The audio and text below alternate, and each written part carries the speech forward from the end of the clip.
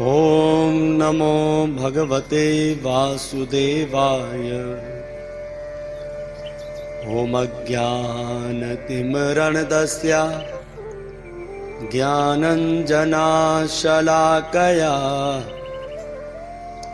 चक्षुरुन्मिलितं येन तस्मै श्रीगुरुवे नमः। कृष्णाय वासुदेवाय देवकीनन्दनाय च नन्दगोपकुमाराय गोविन्दाय नमो नमः। हे कृष्णा करुणा सिन्धु दीनबन्धो जगत्पते गोपेश्वर गोपिका कांता श्री राधा कांता नमोस्तुते। तप्त कांचनम गौरंगे श्री राधे वृंदावनेश्वरी वृषभानुसुत देवनी प्रणमामि हरिप्रिय। वाञ्छाकल्पतरुभ्यश्च कृपा सिन्धुभ्यैव च पतितानां पावनेभ्यो वैष्णवेभ्यो नमो नमः। नारायणं नमस्कृत्य नरं चैव नरोत्तमं दिव्यं सरस्वती व्यासं ततो जयमुद्रीयते। जयो श्री कृष्ण चैतन्य प्रभु नित्यानंदा श्री अद्वैतम गदाधार श्रीवासादि गौर भक्तवृंदा। हरे कृष्णा कृष्णा कृष्णा हरे हरे हरे राम राम राम हरे हरे। हरे कृष्णा। आप सब भक्तों के श्री चरणों में दास कृष्ण किशोर का दंडवत प्रणाम। वैष्णवों का परम धर्म श्रीमद् भागवत को रोजाना पढ़ने से, रोजाना सुनने से तमाम मादी ख्वाहिश दूर होते हैं। वो भगवान जिनकी तारीफ उत्तम श्लोकों से होती है वे हमारे हृदय में विराजमान हो जाते हैं। कृष्ण जिनका नाम, गोकुल जिनका धाम, ऐसे श्री भगवान को बारंबार प्रणाम। आइए श्रीमद् भागवत ज्ञान यज्ञ को आरंभ करते हैं। पद्म पुराण में श्रीमद् भागवत महात्म्य की कथा आती है 6 अध्यायों में। तो आइए महात्म्य की कथा को आरंभ करते हैं। भगवान की कथा ना कभी पूरी होती है, ना ही तो कभी अधूरी होती है। जो सुनने में मिल जाए उसमें आनंद लीजिए और अपने जीवन को सफल बनाइए। कृष्णम नारायणम वंदे, कृष्णम वंदे व्रजा प्रियम, कृष्णम द्वैपायनम वंदे, कृष्णम वंदे प्रथा सुतम। भगवान श्री कृष्ण को नमस्कार है जो स्वयं नारायण है। भगवान श्री कृष्ण को नमस्कार है जो ब्रज भूमि श्री वृंदावन धाम में अपने दिव्य लीला करते हैं। भगवान श्री कृष्ण को नमस्कार है जो वेद व्यास जी बनकर ग्रंथों की रचना करते हैं। भगवान श्री कृष्ण को नमस्कार है जो अपनी बुआ प्रथा जी के प्यारे ऐसे भक्त वत्सल भगवान श्री कृष्ण के चरणों में नमस्कार। कैसा है भगवान का स्वरूप? तो बड़ा सुंदर यहाँ पहले श्लोक में भगवान के स्वरूप के विषय में बताया गया है। सच्चिदानंद रूपाय विश्वोत्पत्त्यादि हेतवे तापत्रयो न विनाशाय श्री कृष्णाय वयम नुमः। सच्चित आनंद जिनका स्वरूप है वे भगवान संसार को पैदा करने वाले हैं, पालन करने वाले हैं, जिनकी इच्छा से संसार का विनाश हो जाता है। ऐसे श्री कृष्ण भगवान को हम नमस्कार करते हैं। जैसे श्रीमद् भागवत महात्म्य के पहले अध्याय के पहले श्लोक में भगवान के स्वरूप को सच्चिदानंद बताया गया है, वैसे ही तैत्तिरीय उपनिषद की भृगुबल्ली, ये उपनिषद ऋग्वेद की शाख है। इस उपनिषद में भी भगवान के स्वरूप को आनंदमय बताया गया है।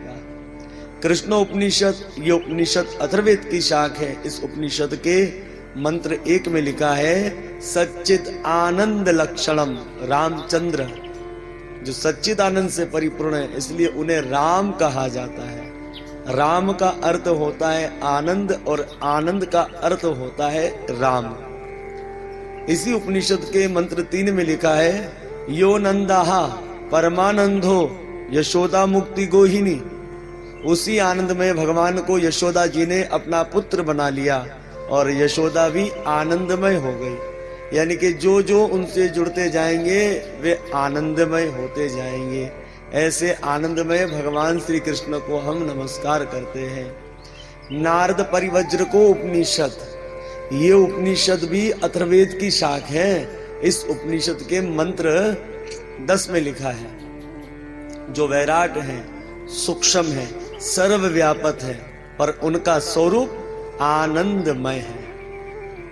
इसी प्रकार से महानारणको उपनिषद अध्याय 1 के मंत्र 5 में लिखा हैगा कि भगवान का स्वरूप आनंदमय है।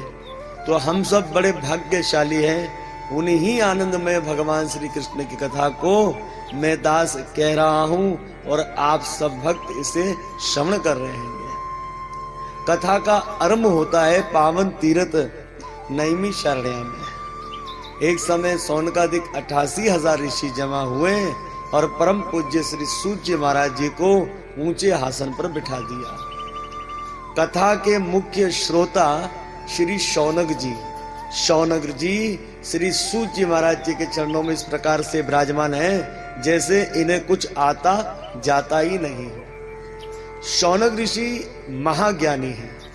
शौनक ऋषि ने श्री उग्र शर्वा सूर्य महाराज जी के पिता रोमहर्षण जी से कई पुराणों की कथा को श्रवण किया हैगा, पर शौनक ऋषि का जो भाव है वह है कथा अमृत रसा स्वाद कुशला। शौनक ऋषि को भगवान की कथा सुनने में आनंद आता है और निवेदा भक्ति में प्रथम भक्ति भगवान की कथा को सुनना है। इसलिए शौनक ऋषि चरणों में नमन करते हुए बड़ा सुंदर कहते हैं अज्ञान ध्वांत विध्वंस कोटि सूर्य समप्रभा सूताख्या ही कथा सारम मम कर्ण रसायनम। शौनक जी कहते हैं कि प्रभु, आपके पास करोड़ों सूर्य के प्रकाश के समान ज्ञान है। आप अपने दिव्य ज्ञान की एक किरण हमारे हृदय में डाल दीजिए जिससे हमारा अज्ञान दूर हो जाए। सूर्य का प्रकाश संसार के अंधकार को दूर कर सकता है, पर सूर्य का प्रकाश जीवों के भीतर उनके अंधकार को दूर नहीं कर सकता।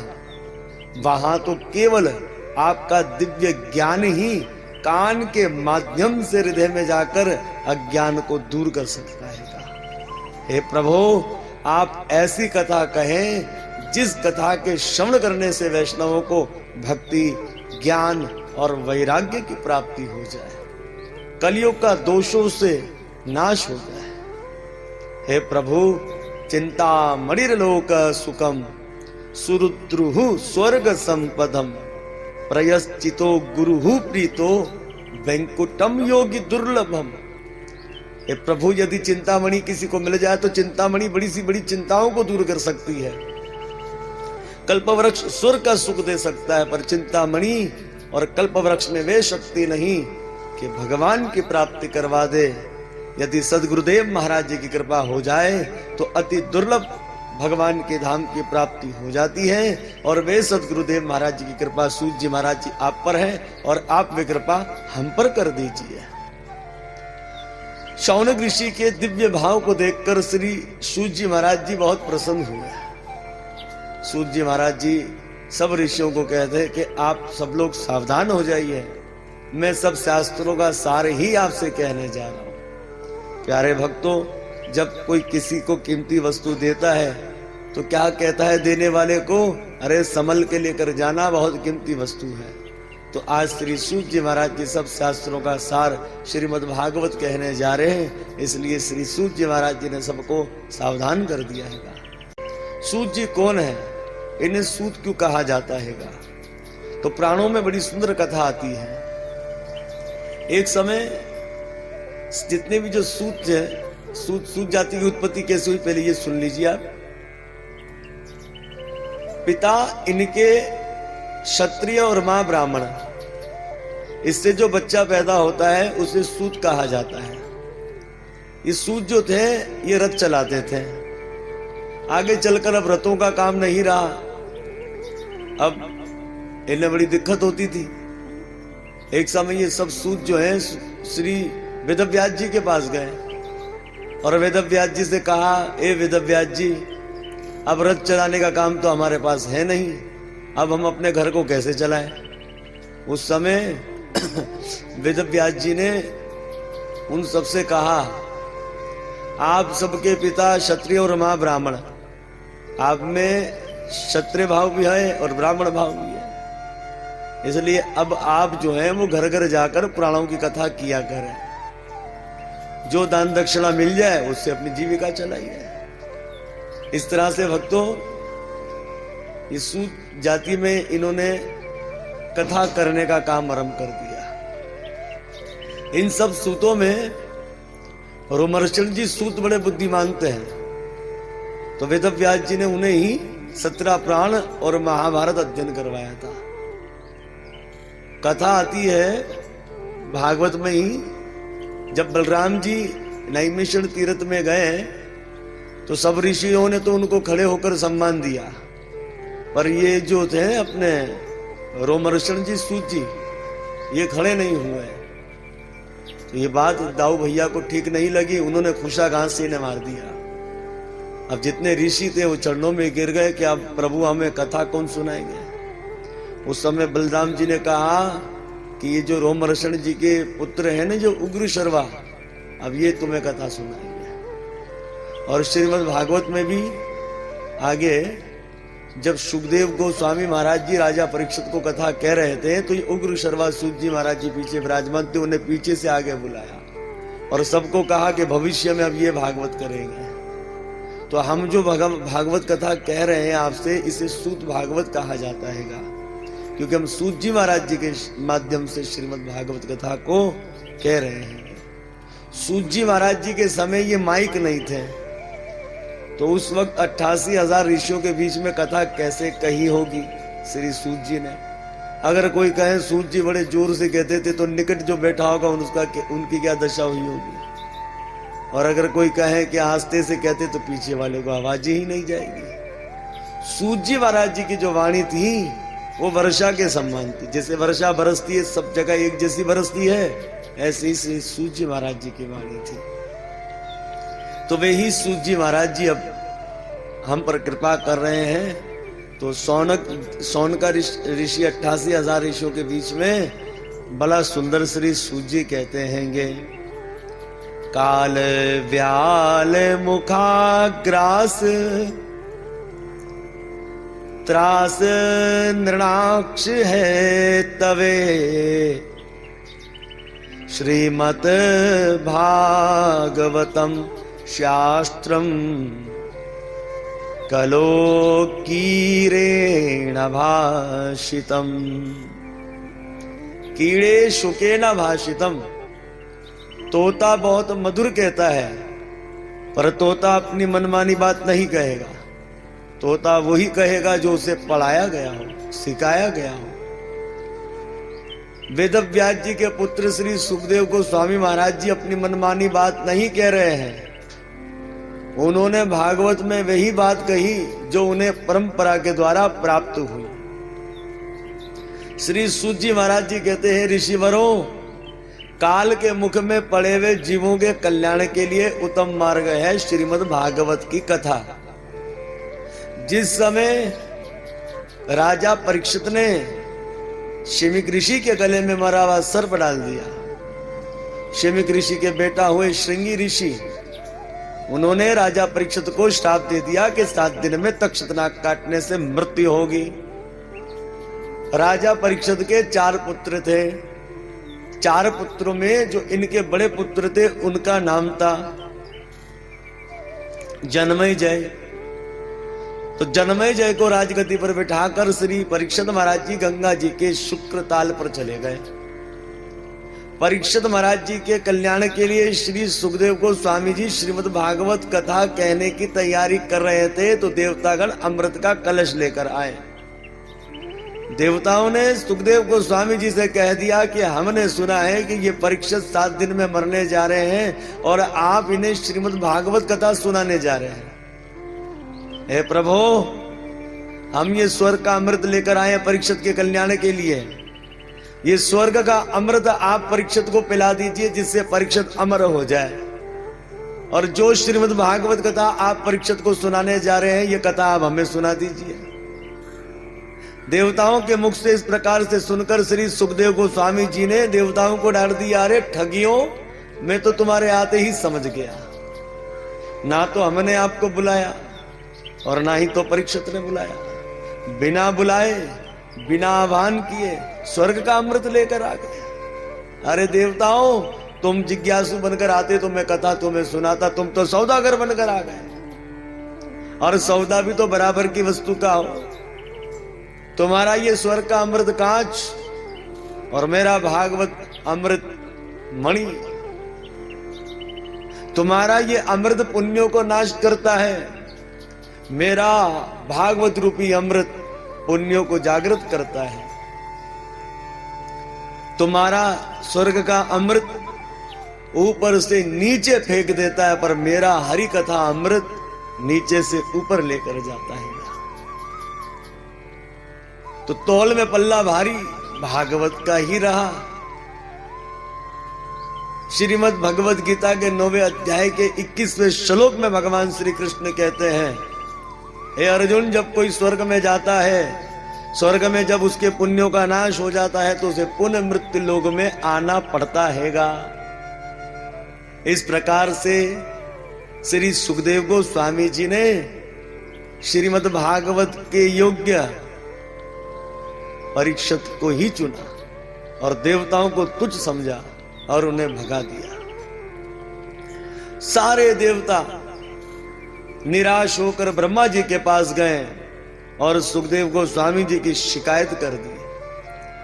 देवताओं ने कहा, पितामह ब्रह्मा जी, श्रीमद् भागवत कथा सुनने का अधिकार आपने क्या मनुष्यों को दे रखा है, हम देवताओं को नहीं। हम तो परीक्षित के कल्याण के लिए गए थे पर सुखदेव जी ने हमें डांट कर भगा दिया। ब्रह्मा जी ने कहा, देवो चिंता ना करो, राजा परीक्षित ने ऋषि के गले में सर्प डाला है, अपमान किया है ऋषि का, देखते 7 दिन में होता क्या है। प्यारे भक्तों, 7 दिन हुए, दिव्य विमान पर बैठकर राजा परीक्षित को भगवान के धाम को चले गए। ये देखकर ब्रह्मा जी चौंक गए कि श्रीमद् भागवत कथा में इतनी शक्ति। राजा परीक्षित को भगवान के धाम की प्राप्ति करवा दी। ब्रह्मा जी ने सत्य लोक में तराजू को बांधा, एक और मुक्ति के सारे साधनों को रख दिया, जब तप नियम व्रत योग साधना, और एक तरफ श्रीमद् भागवत को रखा। पर तौल में पल्ला भारी भागवत का रहा और जितने मुक्ति के साधन थे तौल में हल्के पड़ गए। ब्रह्मदेव तो कहते हैं कि श्रीमद् भागवत के एक एक श्लोक के अंदर श्री कृष्ण विराजमान है। ये भगवान का मांगमय स्वरूप है, ये भगवान का शब्द अवतार है। देवता तो इतना भी कहते हैं, भक्तों, अरे मनुष्यों, हम श्रीमद् भागवत सुनने के लिए अमृत लेकर गए थे पर हमें तो अमृत के बदले भी श्रीमद् भागवत सुनने को नहीं मिली। अरे तुम्हें तो अधिकार है भागवत का, तुम्हें मानव शरीर प्राप्त है, इसलिए आनंद ले लो, भागवत की कथा को श्रवण करो। अगर मनुष्य शरीर पाकर भागवत की कथा को नहीं श्रवण करते तो मुर्दे के सम्मान हो, देवता कोसते हैं। इतनी महानता है भक्तों श्रीमद् भागवत की। वेदांत सूत्र के अध्याय 1 पहले पाद सूत्र 2 में लिखा है, जन्मादस्य यतः, जिसने पूर्ण ज्ञान प्राप्त नहीं किया वे मृत्यु लोक के बीच जन्म मृत्यु के चक्कर में ही घूमता रहता है। इसलिए हमें भगवान की कथाओं को श्रवण करना चाहिए। गोपी गीत में गोपियां कहती है, कलमशाप हम प्रभो आपकी कथा अमृत कलेशों का नाश करने वाली है, भगवत प्राप्ति करवाने वाली। तो भक्तों, शौनक ऋषि ने सूत जी महाराज जी के चरणों में नमन करते हुए पूछ लिया, भगवान ये तो बताइए, ये 7 दिन में सुनने और सुनाने की परंपरा कहां से आरंभ हो गई? सुत गोस्वामी जी कहते हैं, ये परंपरा तो देव ऋषि नारद जी और 4 कुमारों के द्वारा हुई। सुनकर शौनक ऋषि चौंक गए।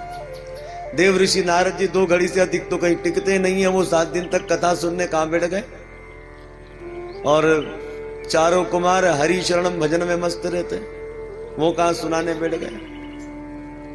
सूत जी महाराज जी कहते हैं, देव ऋषि नारद जी ने अपने पिता ब्रह्मा जी से श्रीमद् भागवत को अध्ययन किया था, पर देव ऋषि नारद जी को सप्ताह विधि जो प्राप्त हुई वो 4 कुमारों के द्वारा ही प्राप्त हुई सुनने की।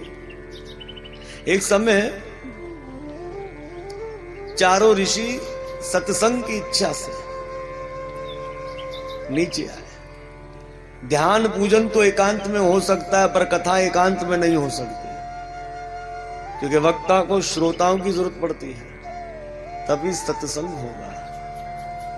4 ऋषि आए बद्रीनाथ पर। क्या देखा कि देव ऋषि नारद जी उदास मन बैठे हैं, कभी बेचैन होकर उठ रहे हैं, कभी बैठ रहे हैं, कभी यहां जा रहे हैं, कभी वहां जा रहे हैं। 4 ऋषि जब देव ऋषि नारद जी के पास आए तो देव ऋषि नारद जी ने अपने बड़े भैयाओं को खड़े होकर नमस्कार किया। कुमारों ने पूछ लिया, नारद ऋषि आप इतने उदास मन क्यों हो? आप तो इस प्रकार से हमें चिंता मगन दिखलाई देते हो, जिसका धन धान्य सब कुछ लुट गया हो। आप तो एक संत हो, लोग अपनी चिंताएं संतों के पास लेकर आते हैं। संत कहे हम ही परेशान तो लोग कहां जाएंगे? संत का दर्शन करने से, संत का पूजन करने से, संत को नमस्कार करने से, संत के प्रवचन सुनने से जीवों का उद्धार हो जाता है, तो आप इतने चिंता मगन क्यों हो? देव ऋषि नारद जी ने 4 कुमारों से कहा, हमने स्वर्ग आदि लोकों से उत्तम इस मृत्यु लोक को चुना और हम तीर्थ धामों पर गए। पुष्करम चा प्रयागम चा काशी गोदावरी तथा हरिक्षेत्रम कुरुक्षेत्रम श्रीरंग सेतु बंदनम। मैं पुष्कर तीर्थ गया, मैं प्रयाग तीर्थ गया, मैं काशी धाम गया, मैं गोदावरी धाम गया, मैं हरिक्षेत्र धाम गया, मैं कुरुक्षेत्र धाम गया जहां महाभारत का युद्ध हुआ था, मैं श्री रंगनाथ जी गया, सेतु बंधन जहां पर राम नाम लिखकर पुल बन गया था। पर मैंने सब तीर्थ धामों पर अधर्मियों को देखा। अधर्मियों के कारण तीर्थ धाम का जो दिव्य भाव वो घटने लगा। फिर हमने सोचा चलो संतों का संग करते हैं। तो भगवान जब हम संतों का दर्शन करने के लिए गए तो सबसे पहले हमें बहुत सुंदर एक भवन दिखलाई दिया। हमने पूछ लिया किसका महल? हमें पता लगा महाराज त्यागी बाबा ने महल बना लिया। हम चौंक गए, जिस महात्मा ने व्रत ले रखा है त्याग का वे महल बनाकर बैठ गए। आगे बढ़े, आश्रम के बाहर कुछ बच्चे खेलते दिखलाई दिए। पूछ लिया किनके बच्चे? बोले ब्रह्मचारी महाराज जी के बच्चे। हम तो चौंक गए, लो जिस महात्मा ने व्रत ले रखा है कभी विवाह ना करने का, उन्होंने पत्नी भी और बच्चे भी प्राप्त कर लिए। हम आगे बढ़े तो एक आश्रम में बड़ी शोर की आवाज आ रही थी। हमने पूछ लिया किनका आश्रम? बोले मुनि बाबा का। जिस महात्मा ने व्रत ले रखा है खामोशी का, उनके आश्रम में शोर की आवाज। हमने सोचा जो खुद फंसे वो हमें क्या निकालेंगे। तो हमने सोचा चलो आगे बढ़े। गृहस्थियों की स्थिति कैसी है जरा देखें। तो भगवान जब हम गृहस्थियों के यहां गए तो हमने देखा घर घर में महाभारत, पिता पुत्र में, बहन भाइयों में, पति पत्नी में, परिवार जनों में महाभारत। पत्नी का चलावा चलता है, और माता पिता की खतिया या तो खेत में या किसी तीर्थ धाम पर। माता पिता को घर में रख भी लिया तो उनसे सलाह नहीं ली जाती, क्योंकि साले सलाहकार बने हैं। जो भी कार्य होगा तो साले साहब को ससुराल से बुलाया जाएगा सलाह लेने के लिए। और रिश्ते के नाते सौदे होते हैं, जहां सौदा पड़ जाए वहीं अपनी बेटा बेटियों को बेच देते हैं। भगवान, जब हमने इस प्रकार से अधर्म देखा, हम तो आए थे शांति के लिए, पर यहां तो क्रांति मची हुई।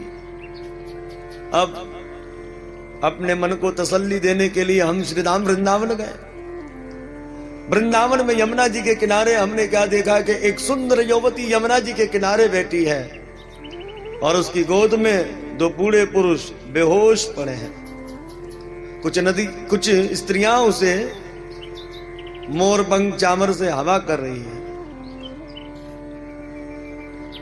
हमें बहुत दुख हुआ। जब हम उस युवती के बाद जाने लगे तो हमें आगे जाकर विचार आया कि ये तो सब स्त्रियां हैं। स्त्रियों के बीच में कोई प्रशंसा की बात होती है तो मुस्कुराने लगती है, अगर कोई दुखित बात हो जाए तो रोने लग जाती है। इस समय रो रही है और कहीं हम चले जाएं और हमसे कहते हैं ब्रह्मचारी जी आपका हमारे बीच में क्या काम। भगवान, ये विचार आते ही मैं आधे मार्ग से पुनः लौट कर जा रहा था। उस समय उस सुंदर युवती ने हमें पीछे से आवाज लगाई, हे साधु रुक जाओ। भाग्य से साधु का दर्शन, भाग्य से साधु का पूजन, भाग्य से ही साधु के प्रवचन और भाग्य से ही साधु का पूजन करने को मिलता है। आप रुक जाइए, मेरे दुख को सुन लीजिए। तो देव ऋषि नारद जी कहते भगवान, जब उस युवती ने हमसे इस प्रकार से कहा तो हम उसके पास गए। हमने पूछ लिया, हे सुंदरी जी आप कौन है? और ये जो दोनों जो आपकी गोद में बेहोश पुरुष पड़े थे ये कौन? और ये जो स्त्रियां जो हैं ये आपको जो हवा कर रही है, आपको समझा रही है, कौन है? उस समय उस सुंदर युवती ने हमसे कहा, देव ऋषि नारद जी हमारा नाम भक्ति है और ये दो मेरे बेटा है ज्ञान और वैराग्य। ये जो आप स्त्रियां देख रहे हो ये गंगा यमुना गोदावरी सरस्वती नर्मदा सिंधु कावरी नदियां आदि है जो स्त्रियों का रूप लेकर मेरी सेवा करने आई है, मुझे समझाने के लिए आई है। हे देव ऋषि नारद जी, दक्षिण भारत में मैंने जन्म लिया, कर्नाटक में मैं सयानी हुई, महाराष्ट्र में मुझे सम्मान मिला, पर गुजरात में मुझे किसी ने नहीं पूछा तो मैं गुजरात में बूढ़ी हो गई। गुजरात का त्याग कर कर जब मैं श्रीधाम वृंदावन में आई तो वृंदावन की भूमि पर पग धरी में तो सुंदर युवती हो गई, पर दुख मेरे पुत्र ज्ञान वेरा के बूढ़े हो गए। ये तो बड़ी लज्जा की बात। मां जवान और बच्चे बूढ़े, वास्तव में मां को बूढ़ी और बच्चों को जवान होना चाहिए।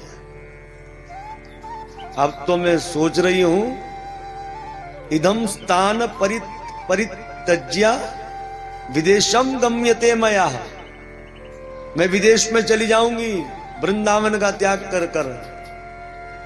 ये सुनते ही भक्तों देव ऋषि नारद जी भक्ति के चरणों में गिर गए, बोले मां ऐसा ना करो, आप वृंदावन का त्याग कर कर मत जाओ, मैं आपकी महिमा प्रकट करता हूं। मां सारा दोष कलयुग का है। कलयुग में ना तो कोई आपको पूजता है ना तो आपके पुत्र ज्ञान वैराग्य को कोई पूछता है, पर कृष्ण मैया आपसे बहुत प्रेम करते हैं। श्री कृष्ण आपसे इतना प्रेम करते हैं कि आप पतित से पतित घर में चली जाए, कृष्ण यह नहीं देखते कि पतित आत्मा है या पाप आत्मा है या मुक्त आत्मा है। कृष्ण केवल आपको देखते हैं और कृष्ण दौड़े दौड़े चले जाते। हे मां, कृष्ण तो आपसे इतना प्रेम करते हैं जिन्होंने मुक्ति को आपकी नौकरानी बना दिया। मां सारा दोष कलयुग का है और धन्य श्रीधाम वृंदावन। वृंदावनस्य संयुक्तम पुनस्तम तरुणी नवा, धन्यम वृंदावनम तेन भक्ति नृत्य त्रियत्र चा। धन्य श्रीधाम वृंदावन जहां भक्ति नित्य करती है। तो मां ये वृंदावन की भूमि श्री कृष्ण की भूमि और यहाँ पग धरे आप तो सुंदर युवती बन गई। सारा दोष कलयुग का है। भक्ति जी ने कह दिया देव ऋषि नारद जी, जब ये कलयुग इतना दुष्ट है तो राजा परीक्षित ने इस दुष्ट कलयुग को मार क्यों नहीं डाला, क्यों छोड़ दिया? देव ऋषि नारद जी ने कहा, मां जब कलयुग राजा परीक्षित के राज्य में आया, राजा परीक्षित कलयुग को मारने ही वाले थे। कलयुग राजा परीक्षित को देखकर घबरा गया और चरणों में गिर गया। अपने चरणों में गिरे कलयुग पर राजा परीक्षित को दया आ गई। परीक्षित महाराज जी ने कलयुग से कहा, हे कलयुग, तुम्हारे अंदर क्या अच्छाई और क्या बुराई है? कलयुग ने मुस्कुरा कर कहा, बुराइयों के तो पुल मान दो, इतनी मुझ में बुराइयां हैं, पर अच्छाई मुझ में केवल एक है। तो बड़ा सुंदर यहां पर ये श्लोक है, यत् फलम नास्ति तपसा ना योगिना समाधिना तत्फलम लभते सम्यक कलो केशव कीर्तना। देव ऋषि नारद जी कहते हैं, मैया, कलयुग ने राजा परीक्षित से कहा कि जो फल यज्ञ, तप, तपस्या, व्रत, नियम, योग साधना से प्राप्त होता था, वो फल केवल भगवान केशव के नाम संकीर्तन से प्राप्त हो जाता है। हरे कृष्णा कृष्णा कृष्णा हरे हरे, हरे राम राम राम हरे हरे, कलो केशव कीर्तना। प्यारे भक्तों, रामचरित्र मानस के उत्तरकांड में बड़ी सुंदर चौपाई आती है। कलयुग केवल हरि गुण गाहा, गावत नर पावहि भवता। कलयुग में केवल भगवान का नाम ही जीवों को भवसागर से पार उतारने वाला है। यही बात ब्रह्म नारद पुराण के 38वें अध्याय के श्लोक संख्या 126 में लिखी है। हर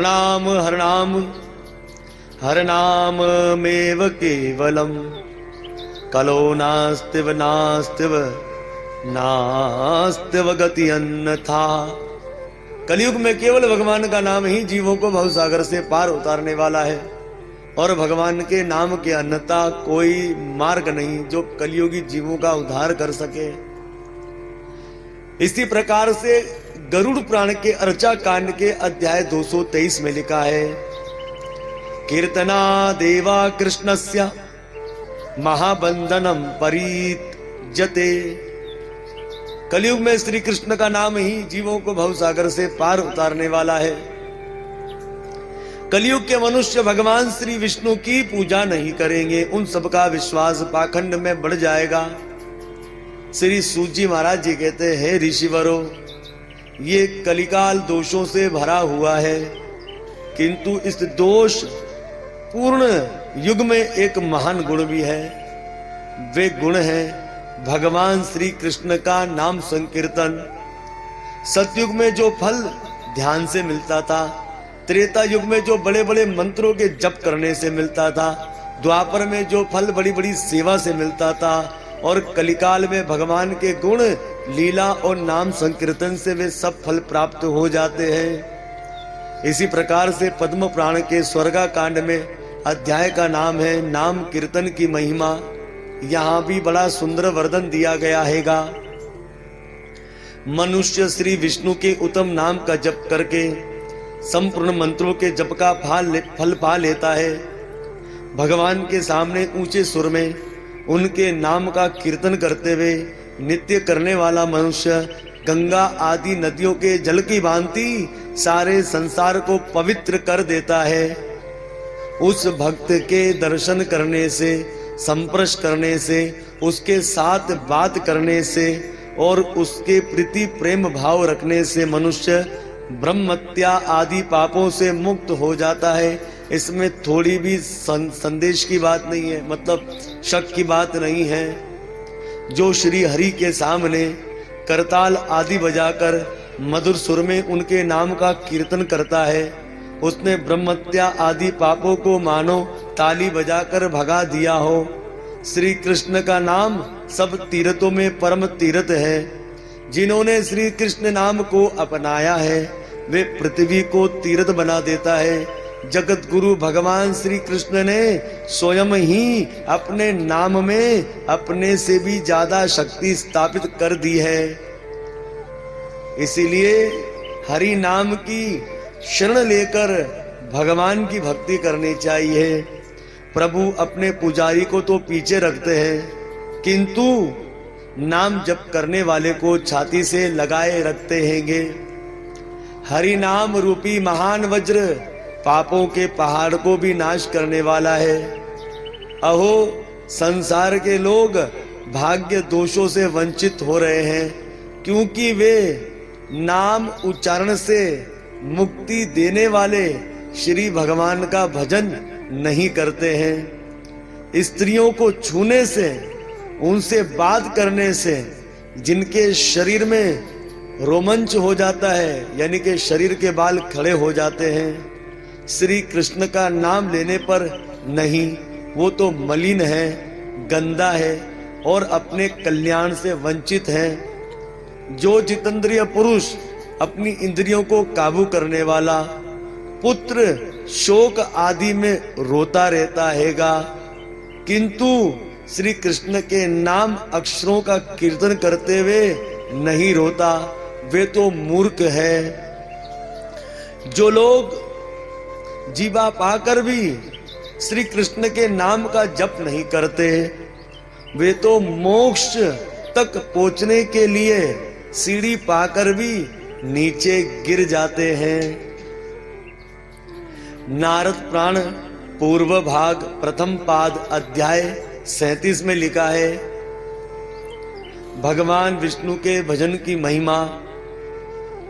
जो संसारी मोह में अंधे हो रहे हैं, जिनका चित्त ममता में डूबा रहता है, उन पुरुषों के सारे पापों का नाश भगवान का एक नाम ही दूर कर देता हैगा।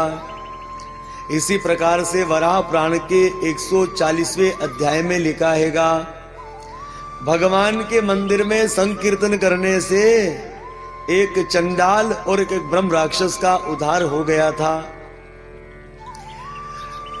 इसी प्रकार से कली संतरो उपनिषद, ये उपनिषद यजुर्वेद की शाख है। इस उपनिषद में जो मंत्र दिया गया है, हरे कृष्णा कृष्ण कृष्णा हरे हरे, हरे राम राम राम हरे हरे, हमें इसी मंत्र का जप करना चाहिए। यही कलयुग का मंत्र है।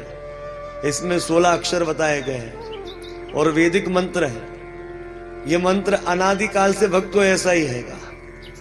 इसलिए हमारे गौड़िया वैष्णवाचार्य बताते हैं, एक हमारा ग्रंथ है हरि नाम महामंत्र। ये महामंत्र, इस ग्रंथ को आप देखें, इस ग्रंथ में आपको हरे कृष्ण महामंत्र की महिमा बड़ी उत्तम पता लगेगी।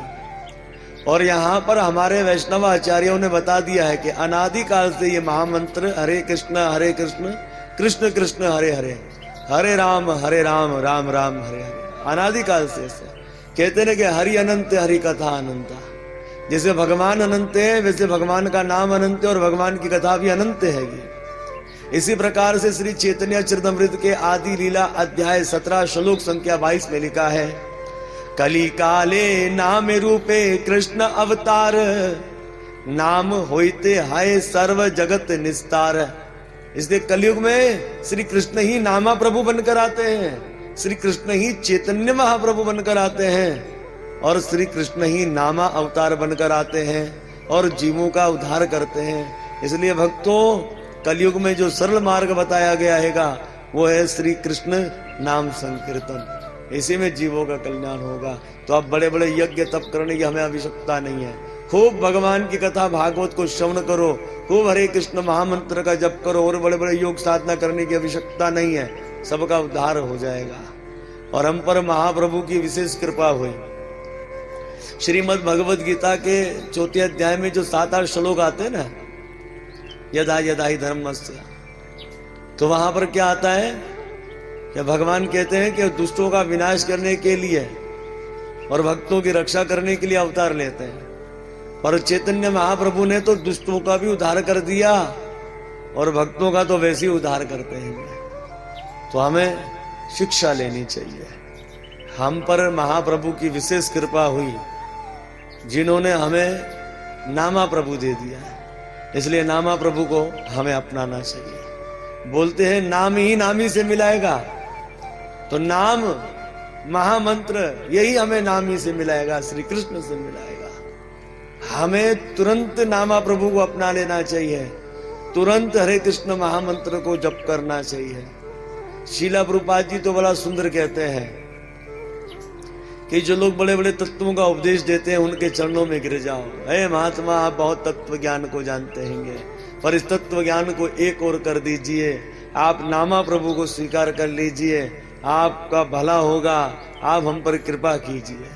तो ये शिक्षाएं हमें लेनी चाहिए। देव ऋषि नारद जी ने कहा, मैया राजा परीक्षित ने कलयुग में ये उत्तम गुण देखा, इसलिए कलयुग को छोड़ दिया। भक्ति मैया शोक मगन थी।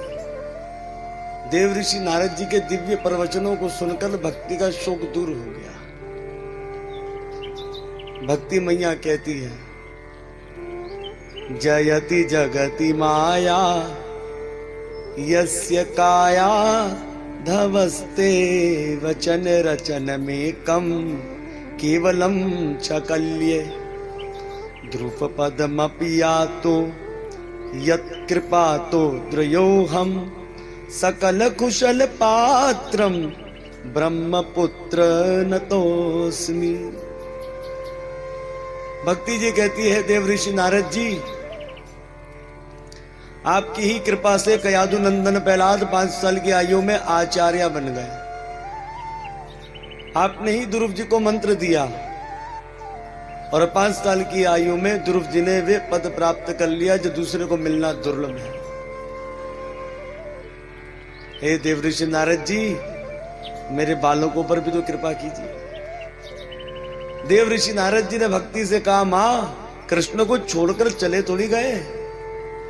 क्या कृष्ण ने कौरव की तुच्छ सभा में द्रौपदी की लाज नहीं रखी? क्या श्री कृष्ण अपने भक्त प्रहलाद के लिए खम्भ से निकलकर नहीं आए? क्या श्री कृष्ण ने अपने भक्त गजेंद्र की रक्षा के लिए हरि अवतार नहीं लिया? इसलिए मां श्री कृष्ण का ध्यान करो, वे ही सबके दुख को दूर करने वाले हैं।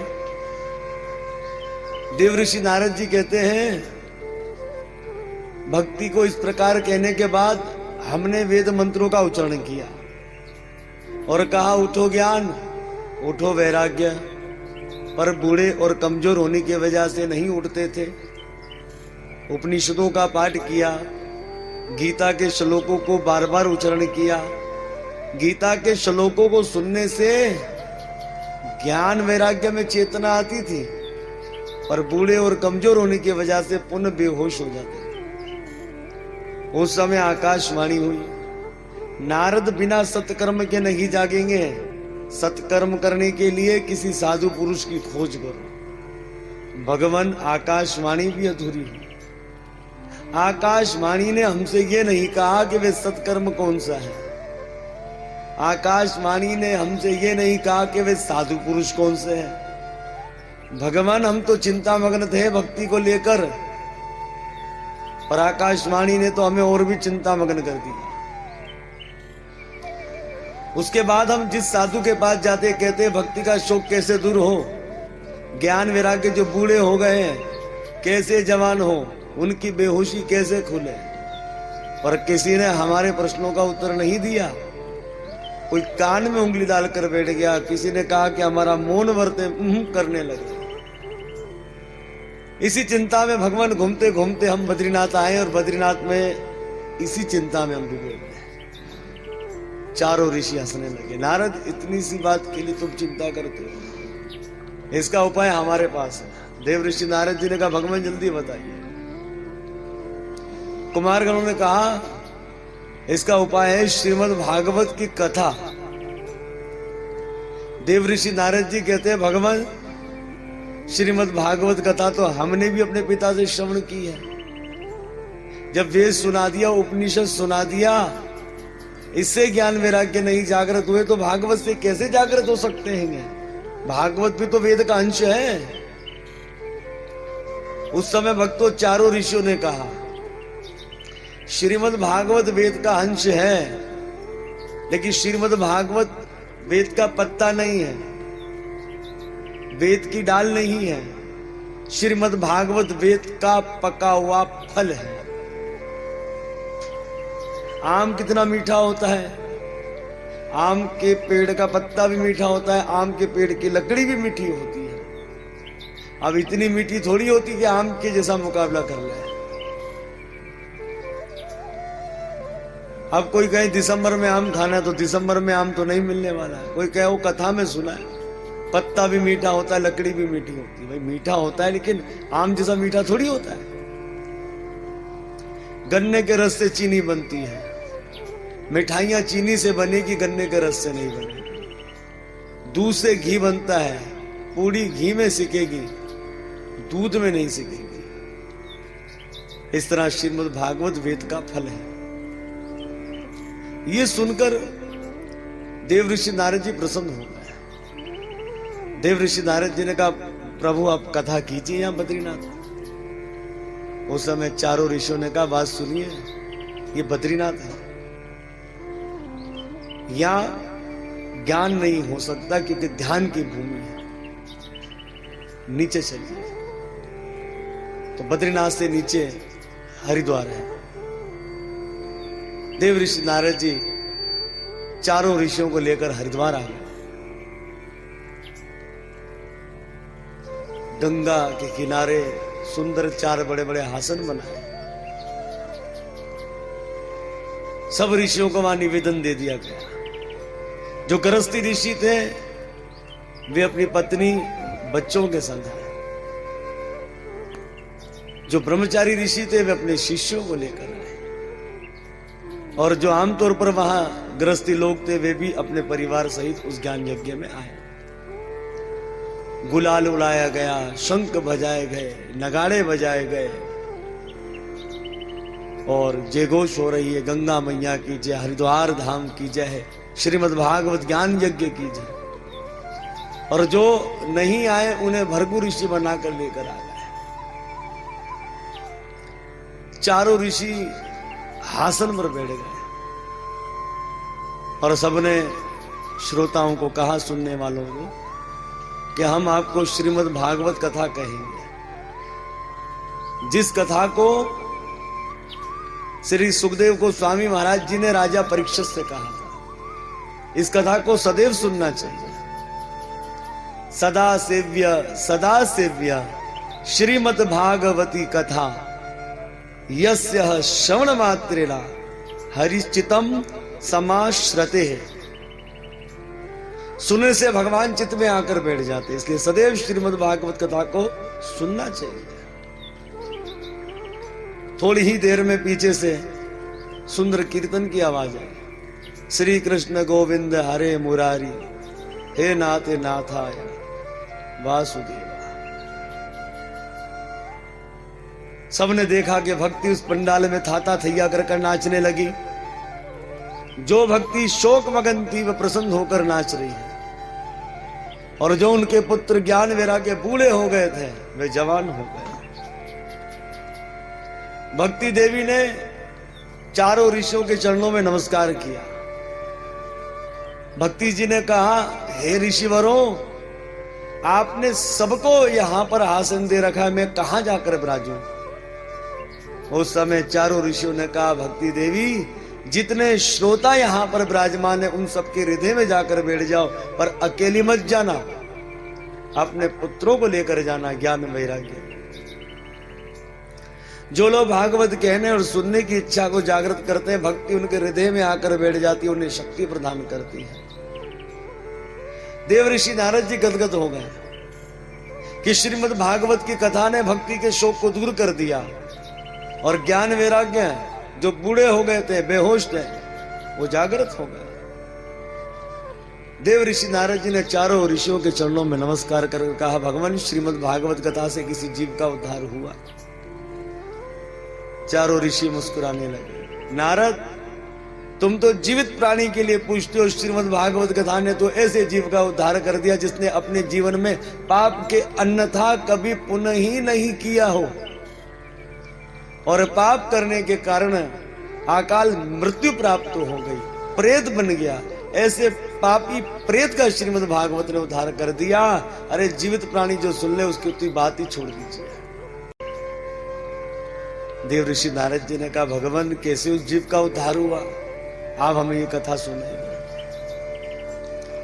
देव ऋषि नारद जी को चारों कुमार कहते हैं, नारद ऋषि तुंगभद्रा नदी के किनारे एक गांव था जहां आत्मादेव शर्मा जी नाम के ब्राह्मण थे, जिनकी पत्नी का नाम था धुंधली। शर्मा जी के यहां धन धान्य की कोई कमी नहीं थी, नाम की कोई कमी नहीं थी, कमी थी संतान की। संतान नहीं थी। दान पुण्य आदि सब कुछ करते थे। एक दिन की बात, आत्मादेव शर्मा जी ने विचार किया, संतान बिना क्या जीवन है, इतना धन धान्य किस काम का जहां संतान ना हो। तो आत्मादेव शर्मा जी आत्महत्या करने के लिए वन में चले गए। ये वन में रो रहे थे तो उस समय एक साधु वहां से जा रहे थे। साधु को ऐसा लगा कि शायद राम से मिलने के लिए वन में आया घर बार छोड़कर। साधु गए, हाँ भाई क्यों रोते हो? अरे राम से मिलने के लिए रोते हो, मैं तुम्हें राम भक्ति का मार्ग बताऊंगा। आत्मादेव शर्मा जी ने नेत्र खोले, तेजस्वी ऋषि के चरणों में गिर गया। बोले, भगवान राम के लिए नहीं, मैं तो अपने काम के लिए रो रहा। विवाह को कई वर्ष हो गए पर संतान नहीं है। सोचा गौ माता पाल ले, पर गौ माता पालता हूं वे भी बांझ, उन्हें भी संतान नहीं होती। वृक्ष लगाया वे भी फल ना दे, और बाजार से फल लेकर आऊं वे भी मुरझा जाए। अरे सब बात तो छोड़िए, इतना धन धान्य मेरे पास किस काम का जहां संतान ना हो। ना तो छोरा है ना तो छोरी है, मैं तो यहां आत्महत्या करने के लिए आया हूं। आप बड़े तपस्वी ऋषि, आप ही कृपा कर दीजिए और संतान दे दीजिए। ऋषि ने कहा, भाई तुम तो संसारी चीजों के लिए रो रहे हो, हम तो समझे तुम भगवान से मिलने के लिए रो रहे हो। तो मैं तो तुम्हें राम भक्ति का मार्ग बताने आया था, पर तुम तो काम भक्ति में लगे हो, इसलिए अपने राम चलते हैं। आत्मादेव शर्मा जी ने ऋषि के पैर पकड़ लिए। बोले, हम आपको नहीं जाने देंगे, आप हमें संतान देकर ही जाओगे। जब खूब रोना पीटना किया तो संत ने कहा, अच्छा मैं तेरे माथे की लकीरें देखता हूं। प्यारे भक्तों, कुदरत ने हमें माथे पर लकीरें दे रखी है, हाथों में लकीरें दे रखी है, पैरों में दे रखी है लकीरें। ये सजावट के लिए नहीं है, इन लकीरों में हमारा भाग्य है। भगवान को माथा टेकने से माथे की लकीरें बदल जाती है, भगवान के कीर्तन में ताली बजाने से हाथों की लकीरें बदल जाती है, और भगवान के कीर्तन में नृत्य करने से पैरों की लकीरें बदल जाती है। इसलिए इन लकीरों में हमारा भाग्य है। सन्यासी ने देखी माथे की लकीरें।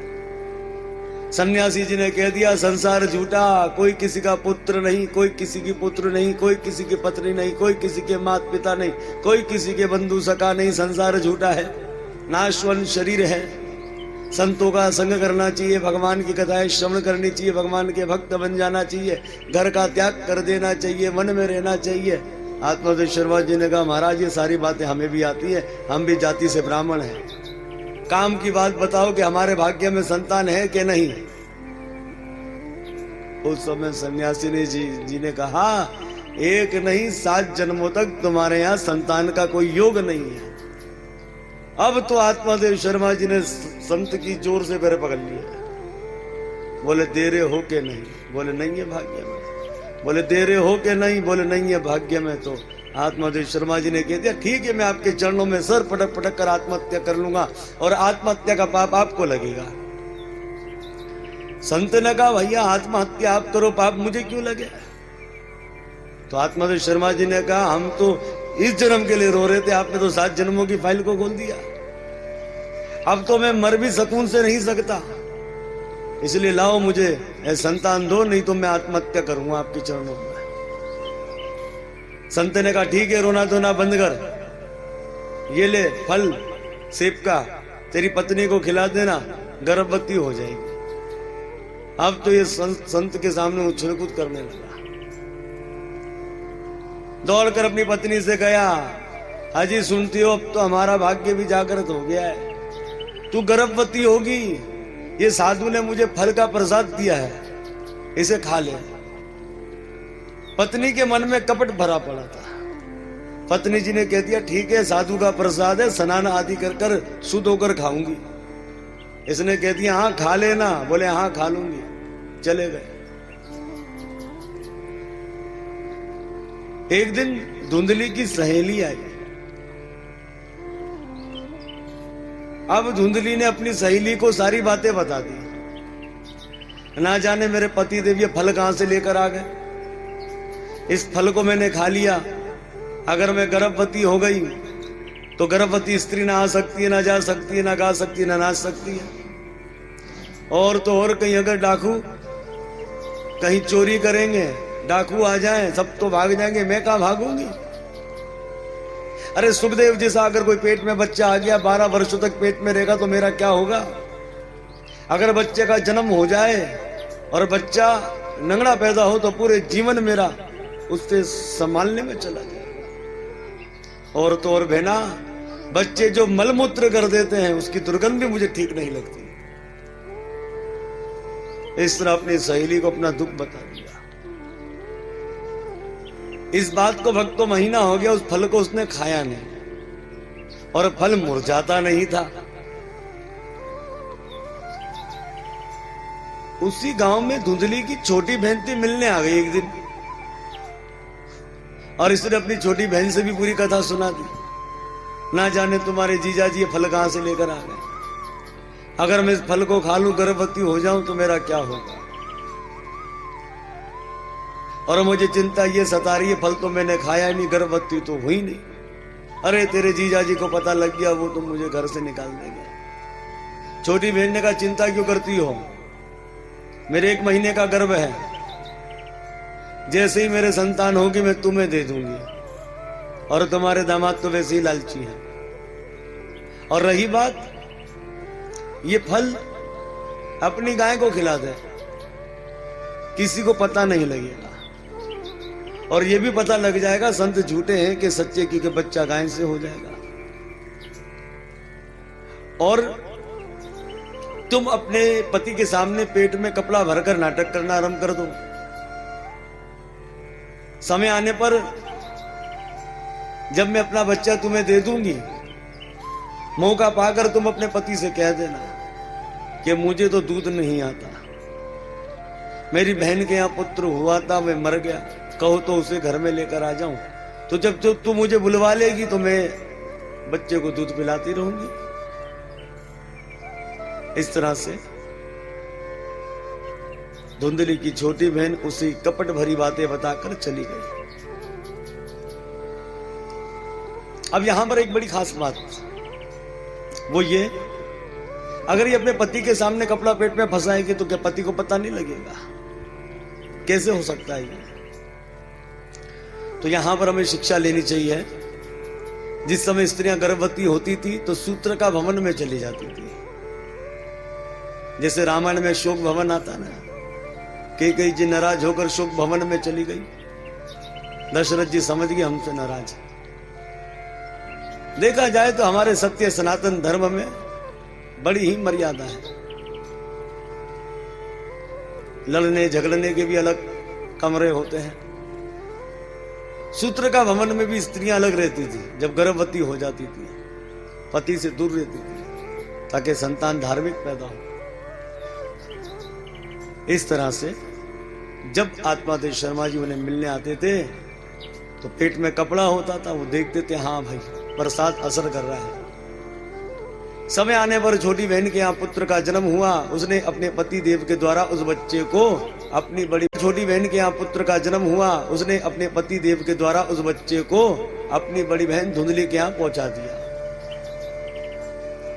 और जब बच्चा धुंधली को मिला, धुंधली ने अपने जमाई को धन आदि देकर कहा किसी से कहना मत, उसे विदा कर दिया। और धुंधली ने एक दासी से कहा जाओ महाराज जी से जाकर कह दो कि आपके यहाँ पुत्र का जन्म हो गया। इस तरह से आत्मादेव शर्मा जी बड़े प्रसन्न हो गए। खूब दान पुण्य आदि किया। 12वां दिन हुआ, बच्चे का नामकरण किया जा रहा था। धुंधली ने कहा 9 से 10 महीना मैंने पेट में रखा, नाम आप रखोगे, ऐसा नहीं होगा। मैं आत्मादेव शर्मा जी ने कह दिया तुम ही बता दो क्या होगा।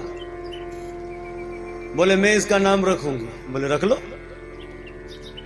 तो धुंधली ने कहा मेरा नाम धुंधली, तो मेरे पुत्र का नाम होगा धुंधकारी। भक्त तो धुंधली कहते हैं धूल को, और धुंधकारी कहते हैं सदैव कष्ट देने वाला। हमारे धर्म शास्त्रों में वर्णन है, जिससे कि गरुड़ पुराण के अंदर भी 12वें दिन ब्राह्मण का सूतक खत्म हो जाता है, 13वें दिन क्षत्रिय का सूतक खत्म हो जाता है, 15वें दिन वैश्य का सूतक खत्म हो जाता है, और 30वें दिन शूद्र का सूतक खत्म हो जाता है। तो 12वें दिन बच्चे का नामकरण हुआ। क्यों हुआ? क्योंकि ब्राह्मण थे। अब जिस गाय को फल खिलाया, 3 महीने में गाय ने भी एक सुंदर बालक को जन्म दे दिया। बच्चा था तो पूरा मनुष्य की भांति, पर कांते गाय के भांति, इसलिए बच्चे का नाम गौकर्ण जी रखा गया। जैसे कि रावण के भैया थे जिनका नाम था कुंभकर्ण। कुंभ मतलब मटका, कर्ण मतलब कान, मटके से कान वाला। इसी तरह इनका नाम हुआ गौकर्ण जी महाराज। अब तो सब जगह यही कानाफूसी हो रही है, जय हो आत्मादेव शर्मा जी का भाग्य। संतान नहीं तो नहीं थी, अब संतान हुई तो पत्नी ने भी छोरा दे दिया और गौ ने भी छोरा दे दिया।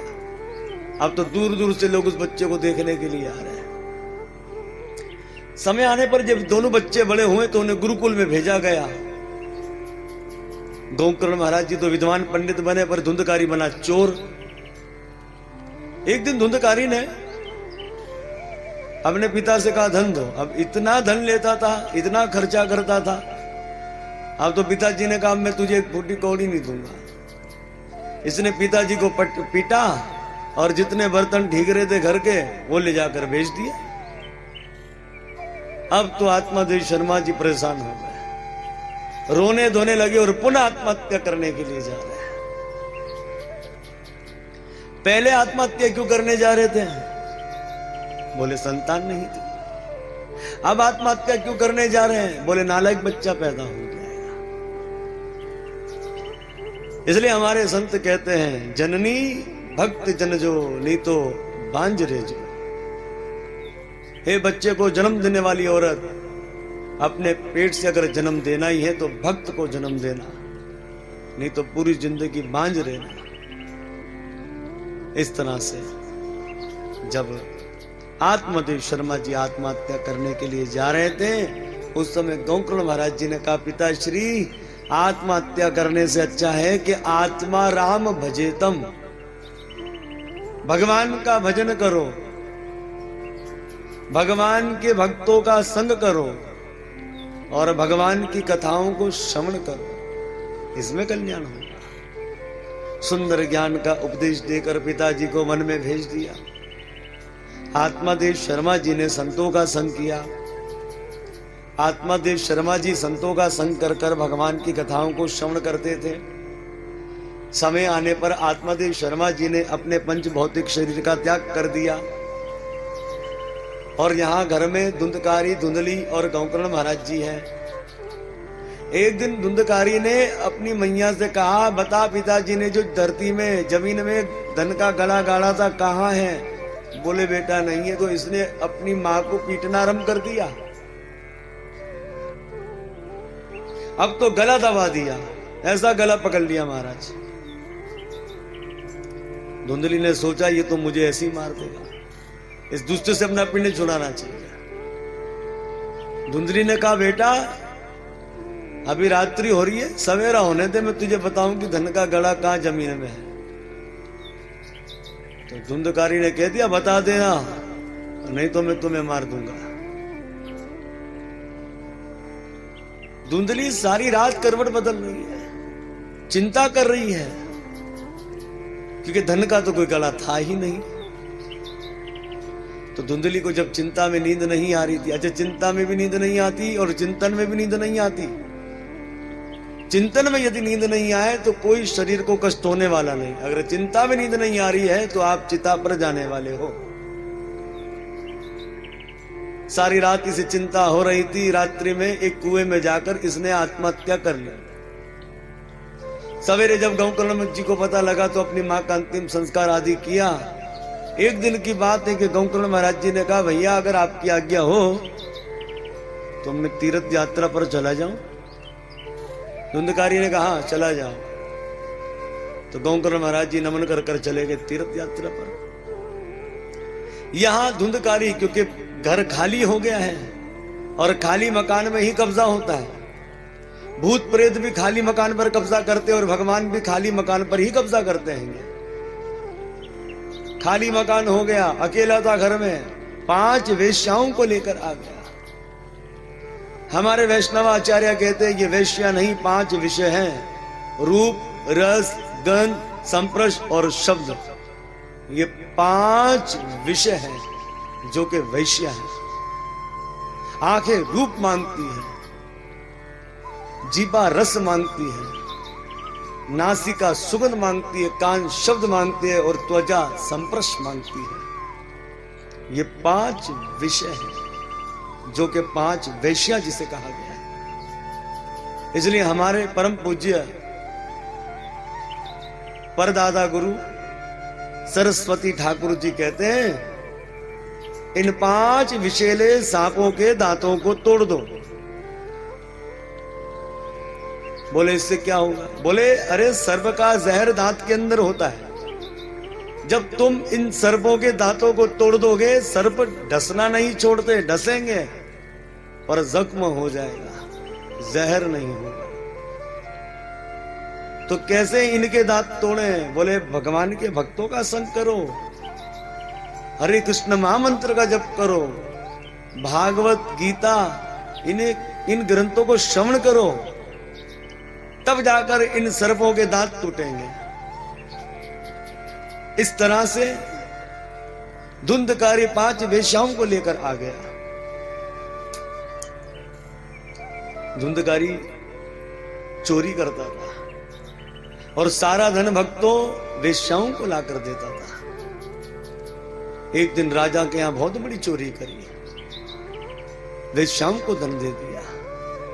वेश्याओं ने सोचा अगर ये बात राजा को पता लगी, राजा इस मूर्ख को तो दंड देगा पर हमें भी दंड देगा, तो क्यों ना इसे मार देना चाहिए। तो भक्तों तड़पा तड़पा कर वेश्याओं ने धुंधकारी को मार दिया। जलते हुए अंगारा इसके मुंह में डाल दिए ताकि आवाज ना निकाले और खड्डा खोद कर इसे दफन कर दिया। 2-4 दिन में जब धुंधकारी नजर नहीं आ रहा था तो अगल बगल उन्होंने पूछ लिया, कहां है धुंधकारी? बोले व्यापार करने के लिए कहीं दूर गए। प्यारे भक्तों, ये वेश्याएं किसी की नहीं होती है। श्री सूत जी महाराज जी भी कहते हैं, हे ऋषिवरों, सबको वेश्याओं से दूर रहना चाहिए।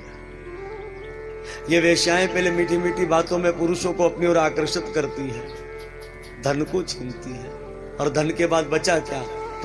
प्राण भी ले लेती है, इसलिए दूर रहना चाहिए। धन को छीनती है और धन के बाद बचा क्या? प्राण भी ले लेती है, इसलिए दूर रहना चाहिए। धुंधकारी को वेश्याओं ने मारा, धुंधकारी प्रेत बन गया, इसकी आत्मा भटकने लगे। जब गांव वालों को पता लगा तो जंगल की आग की तरह यह बात फैल गई और गौकर्ण महाराज जी के कानों में तीर्थ धाम पर चली गई। गौकर्ण महाराज जी जिस तीर्थ धाम पर जाते थे, अपने भाई धुंधकारी के लिए श्राद्ध करते थे, तर्पण करते थे। यहां तक गया जी में भी श्राद्ध किया। एक दिन रात के अंधेरे में सबसे छुपते छुपाते श्री गौकर्ण महाराज जी जब अपने घर आए, अंगना में सो रहे थे, उस समय रात्रि में कोई गधा बनकर, कोई कुत्ता बनकर, कोई बिल्ली बनकर, कोई बच्चा बनकर, कोई स्त्री बनकर, कोई पुरुष, अलग अलग रूपों में उसे कोई ना कोई नजर आवे। गौकर्ण जी ने पूछ लिया, आप कौन हैं? पर प्रेत में बोलने की शक्ति नहीं थी। तो गोकर्ण महाराज जी ने हाथ में जल लेकर जैसे ही उस पर पानी छिड़का, तब उस प्रेत में बोलने की शक्ति आ गई। हे मेरे भाई गोकर्ण, मैं तुम्हारा बड़ा भाई धुंधकारी हूं। मुझे वेश्याओं ने मारा और मैं प्रेत योनि को प्राप्त हो गया। अरे मेरी मुक्ति का कोई उपाय कीजिए। गोकर्ण महाराज जी ने कहा, तुम प्रेत कैसे बन गए? अरे जब मुझे पता लगा कि तुम्हारी आत्मा भटक रही है, तो मैंने तो गया जी आदि में तुम्हारा श्राद्ध किया, तुम्हारा पिंडदान, तुम्हारा तर्पण में करता था। जिस तीर्थ धाम पर जाता तो तुम प्रेत योनि से मुक्त नहीं हुए। धुंधकारी ने कहा कि मैंने अपने जीवन में इतने पाप किए हैं, इन सब साधनों से मैं मुक्त होने वाला नहीं, कुछ करो मेरे भाई। तो गोकर्ण महाराज जी ने कहा, ठीक है, तुम रात्रि निकालो। अब यहां पर देखें, हमें शिक्षा मिलती है, क्योंकि यहाँ इस धुंधकारी प्रेत ने गोकर्ण महाराज जी से कहा था कि मुझे भूख लगती है, मुझे प्यास लगती है, मुझे सर्दी लगती है, मुझे गर्मी लगती है। प्रेतों को ये सब कुछ होता है।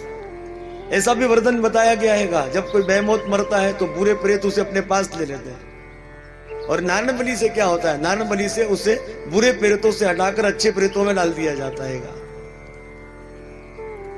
श्रील प्रभुपाद जी तो बताते थे नारायण बलि के विषय में, कई टीकाओं में उन्होंने कहा, अगर नारायण बलि से ही सब मुक्त होने लग जाए तो हो गया कल्याण। अरे मुक्त तो भगवान का भजन करने से होंगे, मुक्त तो भगवान का जप करने से होंगे, मुक्त तो भगवान का भक्त बनने से होंगे। अब ये तो यही बात होगी, खूब पाप करो, पीछे कह दो पूर्वजों को, घर वालों को कह देना, नारायण बलि करा देना, हो जाएगा हमारा उद्धार। वो तो ऐसा नहीं है, अपना परलोक खुद ही बनाना चाहिए। इसलिए भगवान कहीं नहीं कहते मैं धन देता हूं, दौलत देता हूं, नाम देता हूं, कहीं नहीं कहते भगवान। भगवान ने जब भी ग्रंथों में कहा है, गीता में भी कहा है, मैं केवल भक्ति देता हूं, केवल मुझे भक्ति प्रसन्न है, बस और कुछ नहीं। और भक्तों ने भी, आप पूरा भागवत उठाकर देख लें, भक्तों ने केवल भगवान को नमस्कार किया। प्रभु हम आपको नमस्कार करते हैं, आपको नमस्कार करते हैं, आपको नमस्कार करते हैं। और जब भगवान ने आकर कहा भक्तों से क्या चाहिए, पर भक्तों ने नहीं मांगा, भगवान ने ही अपनी मर्जी से दे दिया भक्तों को। तो भगवान भक्ति से प्रसन्न होते हैं। तो हमें इस कथा से शिक्षा लेनी चाहिए, अपना परलोक बनाना चाहिए, बुरे लोगों से दूर रहना चाहिए, मांस, मदिरा, पराई स्त्री संग, जुआ, इससे दूर रहना चाहिए। गोकर्ण महाराज जी ने सवेरे विद्वान पंडितों से कहा, मैंने अपने बड़े भाई का गया जी आदि में श्राद्ध किया, तर्पण किया, पर मेरा भाई प्रेत योनि से मुक्त नहीं हुआ, इसका उपाय आप बताइए। विद्वान पंडितों ने कहा, गोकर्ण जी जब आपने इतना कुछ कर लिया, ये प्रेत योनि से मुक्त नहीं हुआ, तो इसका उपाय हमारे पास तो नहीं, आप सूर्य देव की आराधना कीजिए। गोकर्ण महाराज जी ने सूर्य देव की आराधना करी, सूर्य देव प्रसन्न हो गए। उस समय जब गोकर्ण जी ने प्रार्थना करी, सूर्य देव ने कहा, हे गोकर्ण जी चिंता ना करो, तुम्हारी भाई की मुक्ति का उपाय है सप्ताह, 7 दिन में श्रीमद् भागवत कथा से ही तुम्हारा भाई प्रेत योनि से मुक्त होगा, इसलिए सप्ताह ज्ञान यज्ञ कीजिए। गोकर्ण महाराज जी ने अपने परिवारजनों से कहा, सब लोग सप्ताह भागवत ज्ञान यज्ञ में आ रहे हैं। अब ये प्रेत भी आया। प्रेत हवा के आकार के होते हैं, वायु रूप होते हैं। अब इस धुंधकारी को बैठने की कहीं जगह ही नहीं मिली। वहां 7 गिठान वाला बांस था, ये उसमें प्रवेश कर गया। पहले दिन की कथा सवेरे आरंभ हुई और संध्या में जब विश्राम हुई, तो उस समय बांस की एक गिठान फटी, उसमें देवता का सर, कुंडलधारी सुंदर मुख नजर आया। इस तरह 7 दिन में एक एक कर बांस की 7 गिठानें फट गई। उससे से सुंदर देवता प्रकट हुआ और वे देवता गोकर्ण महाराज जी के चरणों में नमन करता है। गोकर्ण जी ने कहा, अरे देवता होकर मेरे चरणों में क्यों नमन करते हो, क्यों मुझे पाप में डालना चाहते हो? उस समय उस देवता ने कहा, मैं कोई देवता नहीं, मैं तुम्हारा बड़ा भाई धुंधकारी हूं। धन्यम भागवती वार्ता प्रेत पीड़ा विनाशनी सप्ताहोतपि तथा धन्य कृष्ण लोक फल प्रदा। धन्यम भागवत की बातचीत, जिसने 7 दिन में मुझे प्रेत योनि से मुक्त कर दिया। लेकिन हुआ तो मेरे भाई तुम्हारी ही कृपा से। तो नमन करते हुए विमान पे बैठकर भगवान के धाम को चला गया। जितने वहां पर श्रोतागण कथा सुनने वाले विराजमान थे, सबने कहा, हे धुंधकारी महाराज तो चले गए परम धाम, हमारा क्या होगा? हम भी तो 7 दिन कथा सुन रहे थे, तो ये गौकर्ण जी विमान हमारे लिए क्यों नहीं आए? गौकर्ण जी ने कहा कि आपने कथा को भाव से नहीं सुना होगा, श्रद्धा से नहीं सुना होगा, प्रेम से नहीं सुना होगा, इसलिए विमान आप लोगों के लिए नहीं आया। सब शर्मिंदे हो गए। सबने कहा, गौकर्ण जी पुनः इस कथा को आरंभ करो। तो इस कथा को भक्तों पुनः आरंभ किया गया श्रावण मास में। ज्ञान यज्ञ में सबको आनंद आया, क्योंकि सब भावक हो गए इस कथा को श्रवण करने। कथा का अंतिम दिन भगवान कृष्ण आए, अर्जुन आए, प्रहलाद आए, शिव जी आए। सुखदेव गोस्वामी की कथा में भागवत के श्लोकों का उच्चारण कर रहे हैं। देवराज इंद्र मुद्रंग बजा रहे हैं। अर्जुन सुंदर राग उच्चारण कर रहे हैं। महाकीर्तन हुआ। उस समय भगवान श्री कृष्ण ने गौकर्ण जी का हाथ पकड़ा और अपने संग विमान पर बिठा लिया। और जितने वहां पर श्रोतागण थे, वे सब भगवान के पार्षदों के संग शरीर सहित विमानों पर बैठकर सब परम धाम को चले गए। सबको परम गति की प्राप्ति हो गई। देव ऋषि नारद जी ने चारों ऋषियों के चरणों में नमस्कार कर कर पूछा, भगवान सप्ताह विधि क्या है? कैसे बताई गई सप्ताह विधि? तो आइए सप्ताह विधि को जानते हैं। सबसे पहले जो अच्छे महीने बताए गए, जैसे कि भादव मास, कार्तिक मास, पुरुषोत्तम मास, ये शुभ बताए गए। लेकिन श्रीमद् भागवत को कभी भी श्रवण कर सकते हो। श्रीमद् भागवत का ताल्लुक अंधेरे उजाले से नहीं है। साल के 12 महीनों में नित्य आप भागवत को श्रवण कीजिए। लिखा है ना, नित्यम भागवतम, नित्यम भागवत को श्रवण करना है। फिर ब्राह्मण शालिग्राम का पूजन करें और जो भगवान श्री विष्णु के हजारों नाम महाभारत में बताए गए हैं, उनका उच्चारण करना चाहिए। ओम नमो भगवते वासुदेवाय, इस मंत्र का नाम उच्चारण करना चाहिए। महाराज ठाकुर जी पर तुलसी पत्र या तुलसी दल चढ़ाना चाहिए, शालिग्राम जी पर। और व्यास जी को चटपट कर कर कथा नहीं कहनी चाहिए।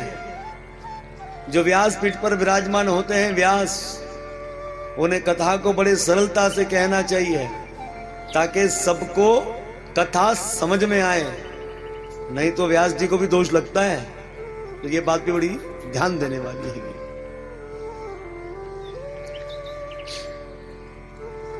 7 दिन में दाल, शहद, बासियन, बैंगन, मसूर, लहसुन, मूली ना खाए और ज्यादा भोजन ना करें, क्योंकि ज्यादा भोजन कर कथा में बैठोगे तो नींद आएगी। ज्यादा जलपान करोगे तो मलमूत्र की आशा शंका होगी आपको, तो नहीं करना चाहिए।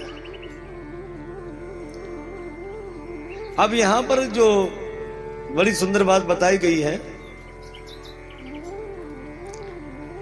कोई स्त्री रजस्वला हो जाए तो वे भी कथा को श्रवण कर सकती पीछे बैठकर, उसके लिए कोई पाबंदी नहीं है। अगर कोई स्त्री बांझ हो, वे भी कथा को श्रवण करें। जिसे एक मर्तबा संतान हो, दोबारा ना हो, वे भी कथा को श्रवण कीजिए। जिसकी संतानें गिर जाती हो, वे भी इस कथा को श्रवण करें। और उस कथा में कोई प्रतिबंध नहीं है। ब्राह्मण, वैश्य, शूद्र, क्षत्रिय, चारों वर्ण के लोग इस कथा को सुन सकते हैं और कह सकते हैं, तो कोई प्रतिबंध नहीं है। इस प्रकार से बड़ा सुंदर यह है श्रीमद् भागवत महात्म्य की कथा 6 अध्यायों में है। स्कंद पुराण के द्वारा ये आप सब भक्तों ने कथा को श्रवण करी। श्री सूत जी महाराज जी कहते कि जो कथा हमने आपको कही ये कथा पितरों को अति प्रिय है, इसलिए श्राद्ध पक्ष में अमावस्या तिथि में जो लोग अपने पूर्वजों के निमित्त ये भागवत महात्म्य की कथा कहते हैं उनके पूर्वज प्रसन्न हो जाते हैं और उन्हें आशीर्वाद देते हैं। इसी प्रकार से जो है इस ज्ञान यज्ञ को अब यहाँ पर विराम देते हैं। कथा कहने में दास से कुछ अपराध हो गया हो तो अपने सेवक को क्षमा करना। भगवान की कथा ना कभी पूरी होती है और ना ही